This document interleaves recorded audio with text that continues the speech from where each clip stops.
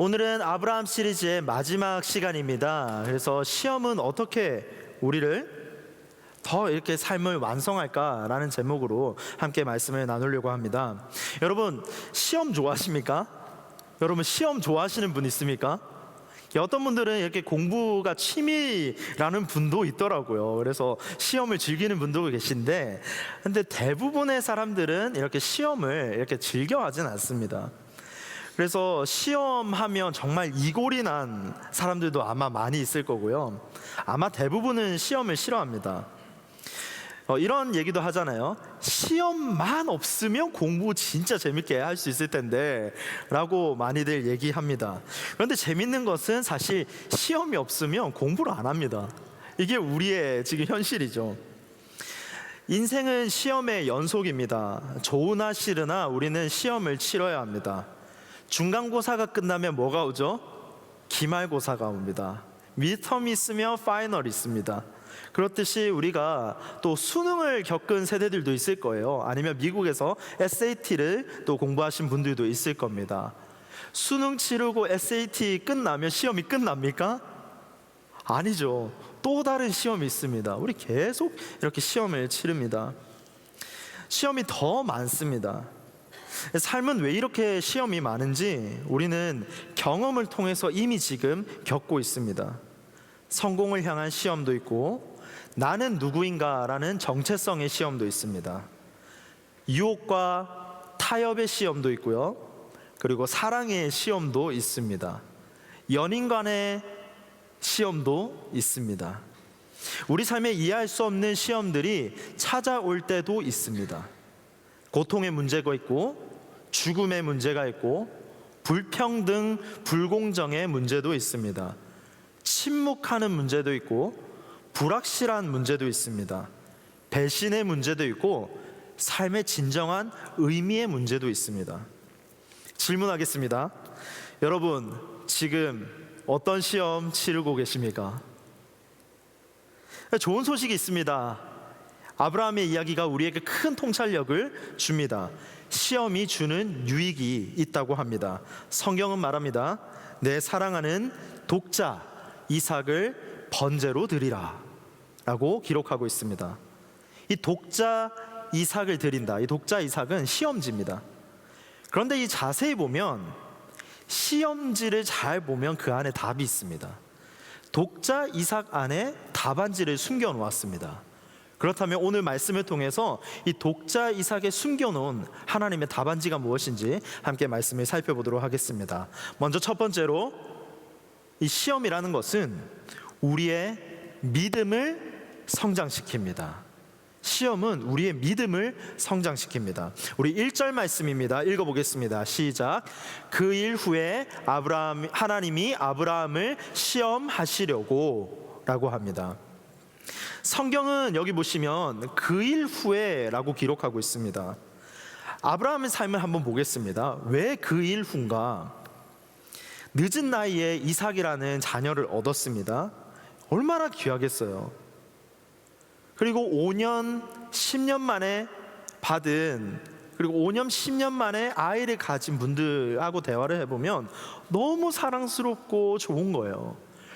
그런데 이 아브라함은 비교할 수 없을 만큼 오랜 시간을 버텨서 선물을 받았습니다. 아브라함에게 이 이삭이라는 존재는 설명할 필요가 없습니다. 아브라함은 하갈과 이스마엘이라는 시험도 치렀습니다. 답안지를 잘못 제출하는 바람에 고생도 엄청나게 겪습니다.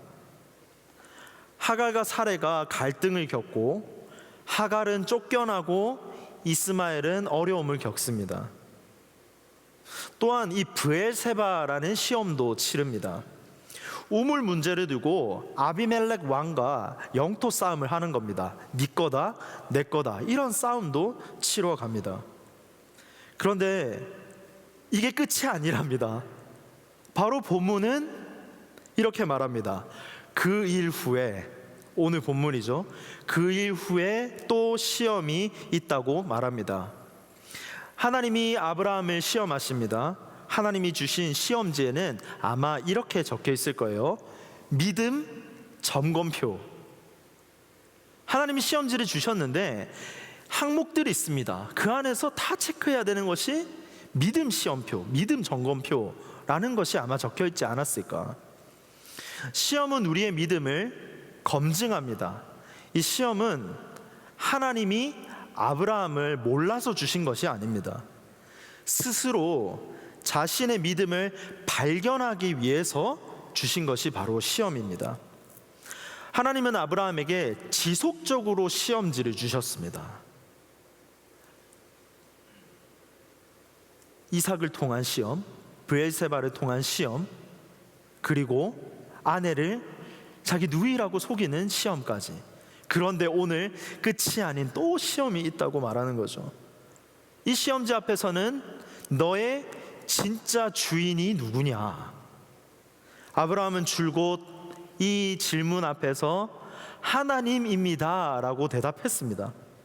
인생의 주권이 하나님께 있다고 믿고 나아갔습니다. 그런데 이번에 이 지금 시험지 보니까 조금 더 굉장히 어려운 시험지를 주신 것 같습니다. 바로 독자 이삭을 바치라 라는 시험입니다.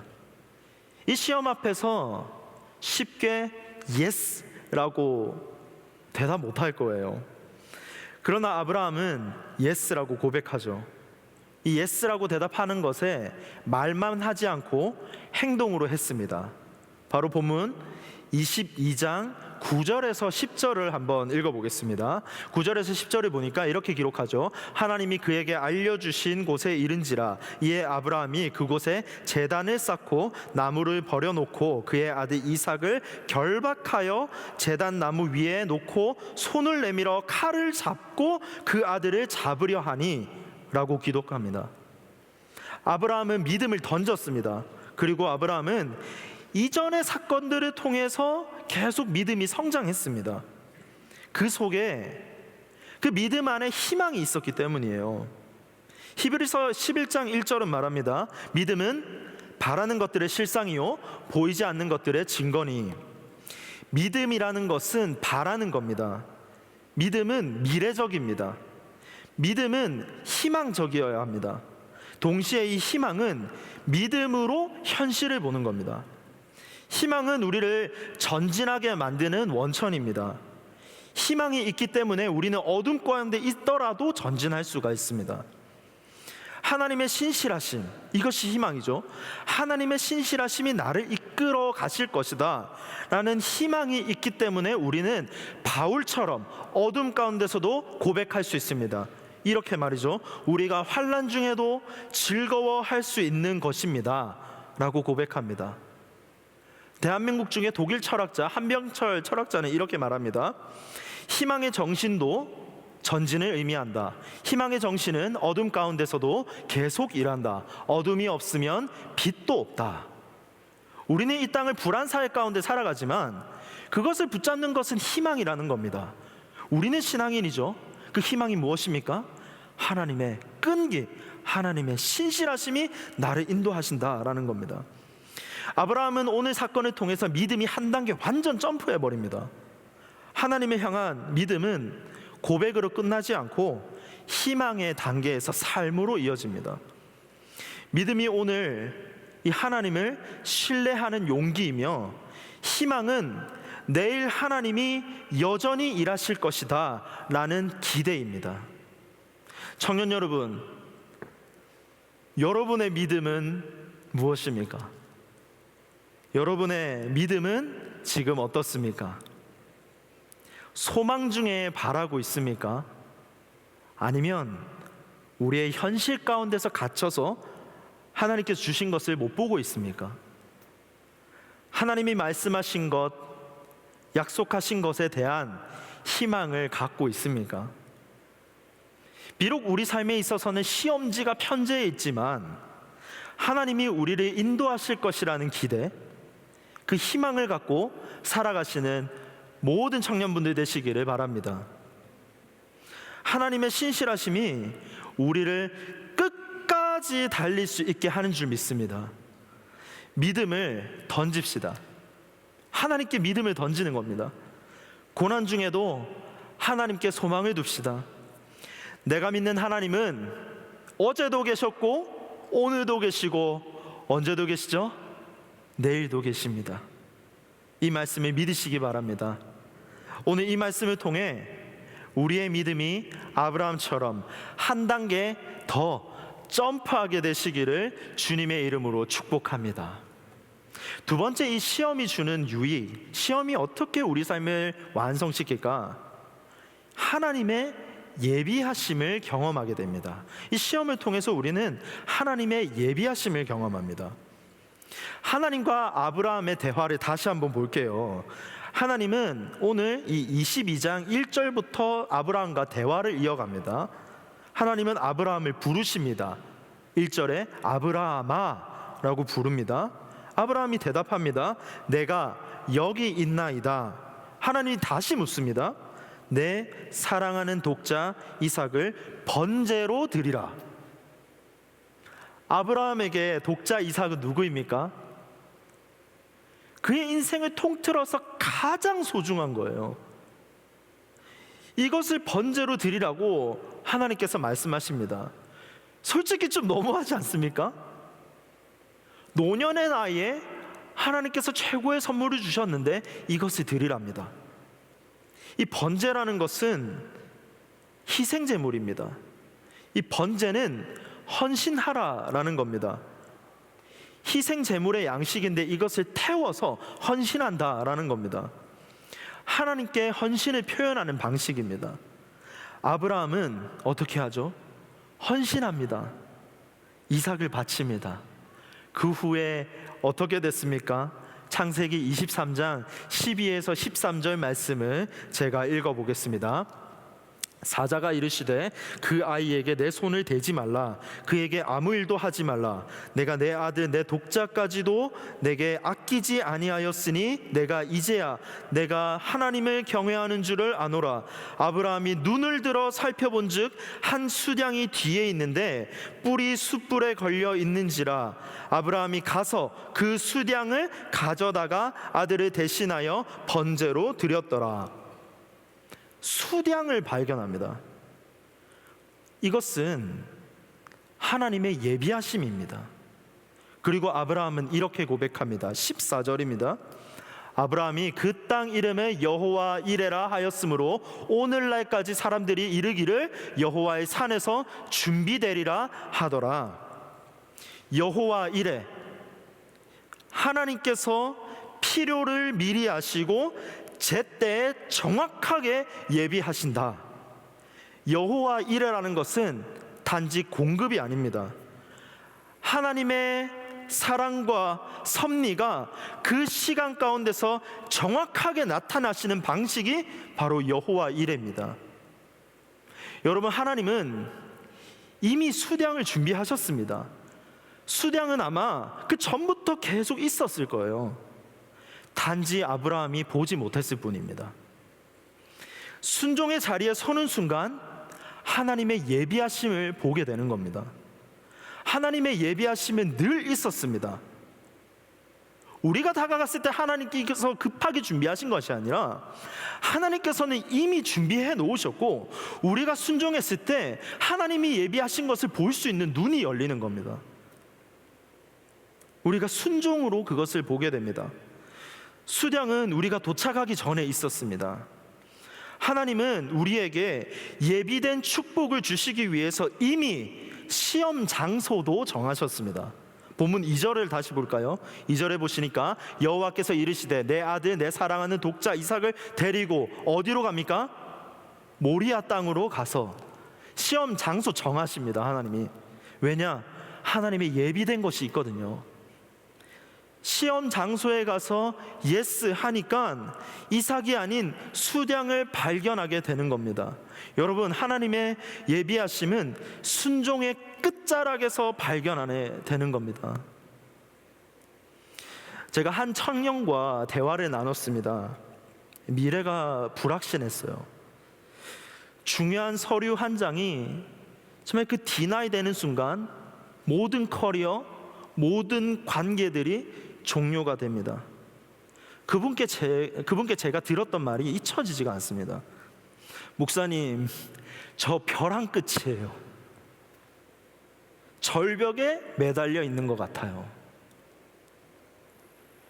형제님, 아직 시간이 있어요. 아직 시간이 있습니다. 우리 같이 기도합시다. 헌신할 수 없는 상황 가운데서 믿음으로 헌신했고 주님의 요청에 응답했습니다. 헌신했어요. 맡겨진 사명을 최선을 다해 섬깁니다. 믿음을 던집니다. 그런데 우리 인생에서 마감 시간이 계속 오는 거예요. 일주일 남았습니다. 5일 남았습니다. 3일 남았습니다. 긴장이 됩니다. 이제 approve냐 deni냐, 긴장되는 순간 어떻게 됐을까요? 목사님, 저 승인 났어요. 이것이 할렐루야 우리의 인생입니다. 하나님의 신실하심은 이미 지금도 영원토록 우리를 이끌어 가시는 줄로 믿습니다. 우리가 벼랑 끝에 있더라도, 우리가 정말 절벽 가운데 있을지라도 정말 하나님께 믿음으로 나아가서 기도로 붙들고 주님 바라봤을 때 하나님께서는 이미 신실하게 예비해 놓으셨다라는 겁니다. 이것이 바로 여호와 이레, 하나님이 이미 예비하셨다. 하나님은 살아 계십니다. 믿으십니까? 하나님은 살아 계십니다. 청년 여러분, 우리가 순종의 자리에서 예스 하면 눈을 들게 됩니다. 하나님께 예스 해야만 보이는 것들이 있습니다. 그 자리에서 예스 하는 것이 중요합니다. 하나님은 내가 있는 자리에서 때로는 헌신을 요구하십니다. 헌신은 내가 무엇을 얻을까의 관점에서 하나님이 예비하셨구나를 발견하는 겁니다. 헌신이라는 것은 내가 원하는 것을 찾으려고 하는 것이 아니라 그 헌신을 통해서 하나님께서 이미 나를 위해 준비하셨구나 라는 것으로 바뀌는 관점입니다. 사랑하는 청년 여러분, 하나님께서 우리의 인생 가운데 이미 예비하신 줄로 믿습니다. 그러나 잊지 말아야 할 것이 있습니다. 순종이 없으면 보이지 않습니다. 헌신이 없으면 발견되지 않습니다. 여러분 인생 가운데 하나님의 선하심을 경험하기를 원하십니까? 정말 하나님의 선하심을 경험하기를 원하십니까? 하나님이 주신 시험지 앞에 순종이라는 답안지를 써서 한번 제출하시기를 바랍니다. 그리고 하나님께서 이미 예비하신 축복을 모두가 다 받으시기를 간절히 축원합니다. 마지막 세 번째로는 이 시험이 주는 유익은 하나님의 사랑을 더 깊이 경험하게 된다라는 겁니다. 이 시험은 하나님의 사랑을 더 깊이 경험하게 된다. 본문 1절에서 2절을 다시 한번 보겠습니다.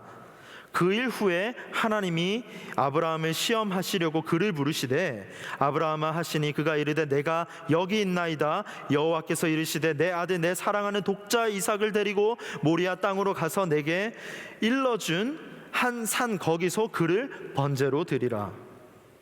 시험 속에서 하나님의 부름에 즉각 응답한 아브라함입니다. 시험은 이 하나님을 더 깊이 있게 만나는 영적인 공간입니다. 시험은 그 전에 몰랐던 하나님의 얼굴, 하나님의 음성, 하나님의 손길, 하나님의 숨결, 하나님을 가장 깊이 있게 만나는 시간입니다.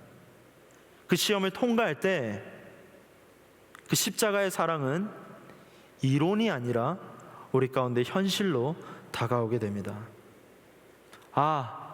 예수님도 아프셨구나. 예수님도 버려지셨구나. 예수님도 정말 외로우셨구나 라는 공감의 단계로 가게 됩니다. 사랑을 더 깊이 경험합니다. 시험은 하나님이 나를 떠난 증거가 아닙니다. 시험은 하나님과 내가 연결되는 사랑의 언어입니다. 시험은 내가 무엇을 가장 사랑하고 있는지를 정확하게 드러냅니다. 사랑이 있는 곳에 마음이 있습니다. 마태복음 6장 21절 말씀이죠. 내 보물이 있는 그곳에 내 마음이 있느니라. 마음은 본능적으로 가장 소중하게 여기는 곳을 향하게 됩니다. 사랑은 우리가 추구하는 세계죠. 그 세계 안에 우리의 마음은 정착하게 됩니다. 인간은 사랑에 의해서, 사랑하는 것에 의해서 끌려가게 됩니다. 그 사랑이 결국 인간이 머무는 자리가 됩니다. 사랑은 곧 존재이자 방향이자 힘입니다. 요한일서 4장 8절은 이렇게 말합니다. 하나님은 사랑이시라. 하나님은 사랑이시라. 예수님은 사랑의 행위자가 아니라 사랑 그 존재 자체다라고 말씀하십니다. 사랑 자체, 그 존재가 바로 예수 그리스도라고 말합니다. 예수님은 조건 없는 사랑, 완전한 사랑, 스스로 주는 사랑이셨습니다. 왜냐하면 예수 그리스도 자체가 사랑이기 때문이었습니다. 사랑의 본질입니다. 그분의 사랑은 늘 한 영혼을 향했습니다. 예수님의 사랑은 곧 방향입니다. 영혼을 향한 방향입니다. 누가복음 19장 10절은 말합니다. 인자가 온 것은 잃어버린 자를 찾아 구원하려 함이니. 예수님의 인생의 목적, 예수님이 이 땅 가운데서 한 방향을 두고 찾으시는 것은 여러분이 어둠 가운데 있을 때, 우리의 삶 가운데서 수렁에 빠져 있을 때, 아직도 하나님을 모르고 살아가는 그 한 영혼을 향해서 평생 동안 자기 목숨을 바치면서 이 땅 가운데 오셨다라는 겁니다. 예수님은 사랑 때문에 이 땅에 오셨습니다. 단죄와 정죄가 아니라 포용과 회복, 그리고 용서로 오셨습니다. 사랑이 그분의 마음을, 그분의 발걸음을, 그분의 존재를 한 영혼, 한 인간을 향해서, 우리를 향해서 이끌어내었습니다. 그분의 모든 발걸음은 병든 자들에게 찾아가셨고요, 예수 그리스도의 사랑은 죄인들에게 찾아가셨습니다. 예수님의 그 사랑은 외로운 자들 가운데 살아가셨습니다.